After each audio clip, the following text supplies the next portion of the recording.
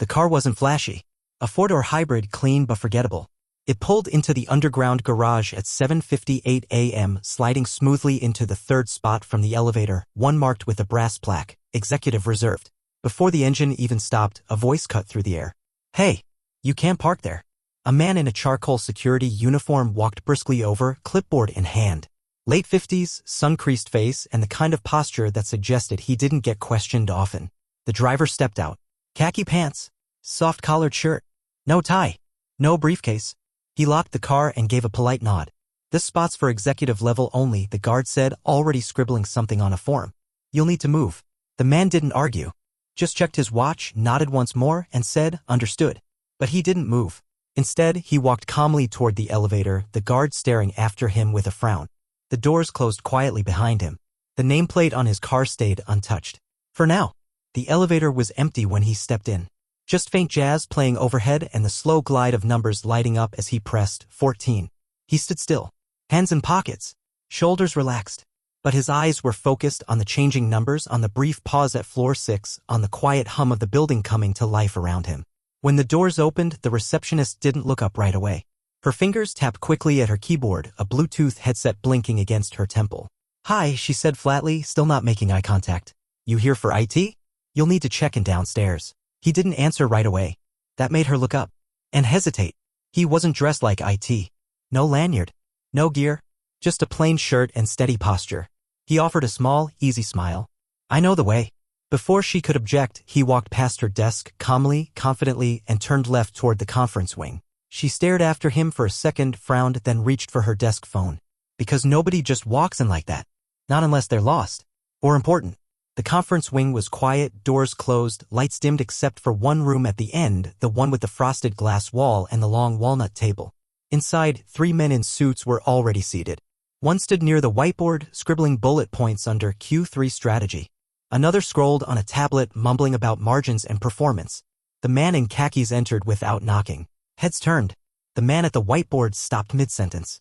"Can we help you?" he asked, voice sharp with assumption. "I think I'm in the right room," the newcomer replied, glancing at the chairs. "Executive planning, 8:15? There was a pause. The man with the tablet squinted. "This meeting's for department leads." "You're..." The newcomer pulled a folded sheet from his back pocket and handed it over. It wasn't a resume. It was the meeting agenda with his name at the top. Silence followed. The man who had spoken first cleared his throat. "Sorry, we didn't recognize you. Thought maybe facilities or something." "No problem," the newcomer said, easing into a chair at the head of the table. No anger. No embarrassment. Just the quiet authority of someone who knew exactly who he was. Even if no one else had figured it out yet. He didn't raise his voice. Didn't clear his throat for effect. Just opened his notebook, uncapped a pen, and started the meeting. "We're starting with the integration timeline," he said. "Then we'll cover the changes to reporting structure.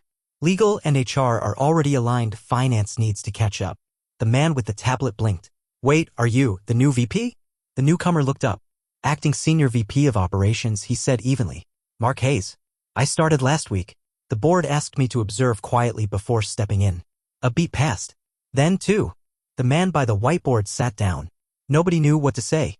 Because he didn't look like the last guy who had that role, tailored suits, slick hair, Wall Street presence. Mark looked like he'd just come from a weekend fixing a leaky faucet. But now he was at the head of their table, reshaping their divisions, steering the company's next quarter. One of them finally said, "We didn't expect you to be like this." Mark finished calmly. He didn't smile. He didn't need to. He just turned back to his notes, letting the silence stretch. Letting them sit with what they'd assumed. The man with the tablet, Greg, head of logistics, adjusted his tie. He nodded quickly as if to catch up. "Of course. Well, welcome aboard, Mark.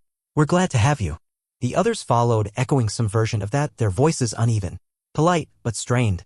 Mark acknowledged them with a slight nod. "Let's keep going." They did, but everything had changed. Before, they'd leaned back in their chairs, glanced at their phones between updates. Now, they sat straighter. Watched him closely. Weighed every word before they spoke. Mark noticed it all. The shift in tone, the effort to recalibrate. Not out of respect yet, but out of uncertainty. Halfway through the meeting, a younger analyst arrived late, breathless. She froze at the sight of Mark in the lead chair and looked to Greg for guidance. Greg just gestured toward an empty seat and whispered, "That's the new VP." The analyst's eyes widened slightly. But Mark didn't break stride. He continued the agenda like none of it mattered, because to him it didn't. Their discomfort wasn't his problem.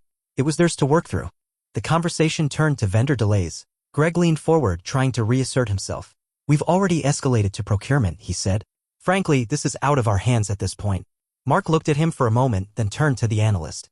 You said you're on the vendor response team? She straightened, surprised to be addressed. Yes. I monitor turnaround times and fulfillment gaps. And what's the actual delay? She glanced down at her tablet.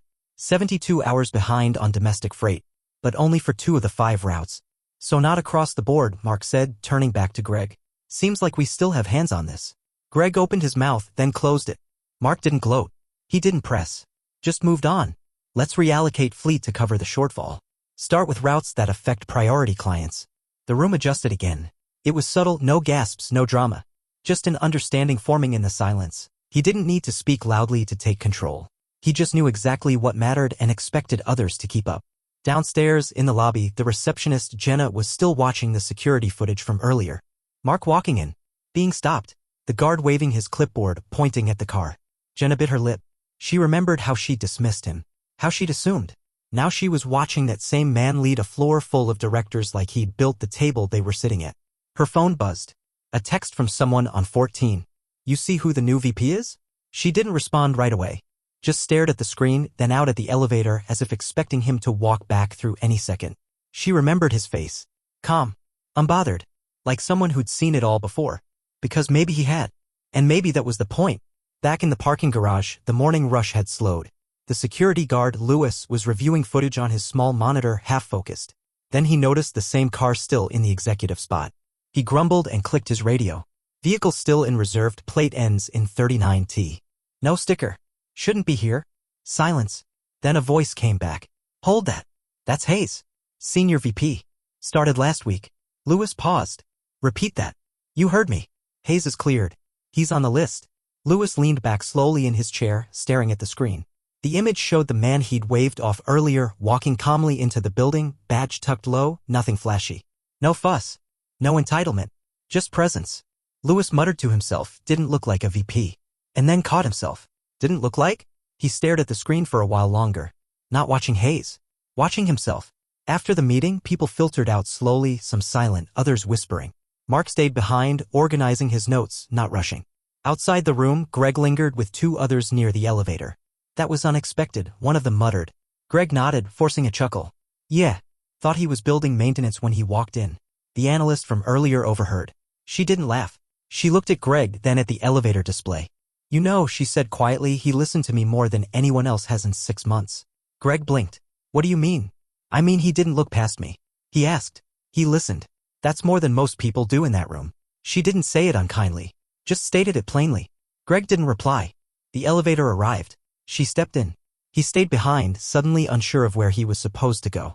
On the 16th floor, executive suites, Erica, the CEO's assistant, was on a call when the internal line rang.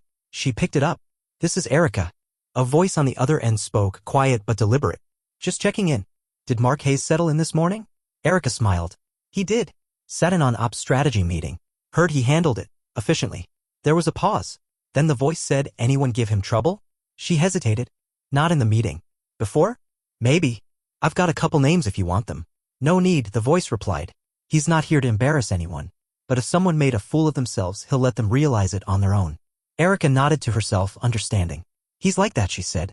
Yes, the voice agreed. That's why we hired him. They both hung up. Downstairs, Mark stepped into the elevator again. He was headed up.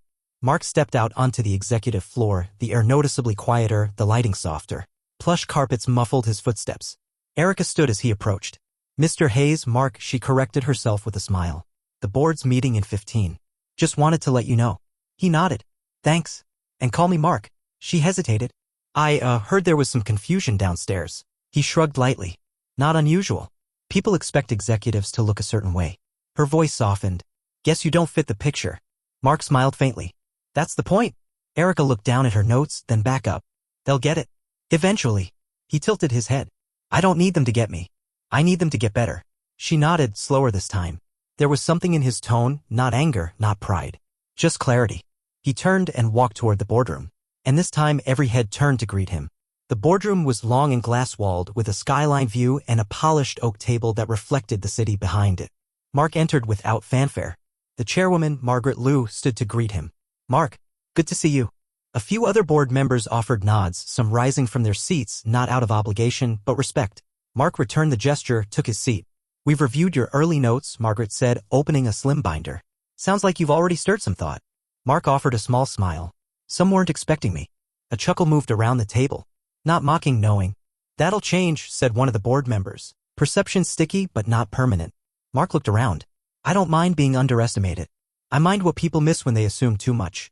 Margaret closed her binder. "Then you're exactly where you should be." There was a quiet pause. One of those rare moments in boardrooms where everyone felt aligned without having to say it. Mark didn't need to take up space. He just needed to keep making people think about how they use theirs. By early evening, the parking garage was mostly empty. Fluorescent lights buzzed softly. Lewis, the security guard, stood outside his small booth holding a clipboard he wasn't reading. Mark's hybrid was still in the executive spot. Lewis stared at it, then rubbed the back of his neck. He hadn't spoken to Mark since that morning. Didn't know if he should. Didn't know how to say what he felt without sounding like an apology or an excuse. Then, the elevator doors opened. Mark stepped out, jacket over one shoulder, walking toward his car. Lewis stepped forward instinctively, then froze. Mark caught his eye, paused. "Mr. Hayes," Lewis began. "I didn't know." Mark raised a hand, not to interrupt but to ease the tension. "You were doing your job." Lewis nodded slowly. "Still, I judged you." Mark considered that. "Most people did. You're not alone." Lewis looked down. "Guess I need to think about that." Mark's voice was even. "That's all I ask." He unlocked the car, slid into the seat, and backed out without another word. Lewis stood there a long time after the taillights disappeared, thinking. Back on the 14th floor, the young analyst, Rachel, was still at her desk, the office nearly empty. She stared at her screen, not working. Her thoughts kept drifting back to the meeting, to how Mark had asked for her input without hesitation. No preface, no condescension, just respect. She opened a new email draft. To Mark Hayes, subject, no reply needed. "Hi Mark, I just wanted to say thank you. Today, in that room, you looked at me like I belonged there. Not everyone does that. I've worked here 2 years. This was the first time I felt like my voice actually mattered. So, whether or not you remember me tomorrow, I'll remember today. Rachel." She read it twice, then deleted "no reply needed" from the subject line. She hit send, closed her laptop, and walked out of the building with her head a little higher. The next morning, things were different. Subtle but unmistakable. Jenna at the front desk stood when Mark walked in, offering a genuine, "Good morning, Mr. Hayes." He gave a quiet nod. "Mark's fine." On the 14th floor, Greg greeted him early, no smugness, no posturing, just a quiet morning, followed by, "If you've got time later, I'd like your thoughts on a proposal." Mark said he would. The analyst, Rachel, passed him in the hallway. She didn't say anything, just gave a small smile. He returned it. He hadn't replied to her email, but she could tell he'd read it. Down in the garage, the executive reserved plaque still hung on the wall, but Lewis had added a second sign below it. Reserved, M. Hayes. Not because Mark asked for it, but because it was time. Across the building, people started noticing their own habits, how they looked, who they looked past. Not all of them changed, but some did. And that was enough for now. Because Mark hadn't come to take up space. He came to remind them who that space was for.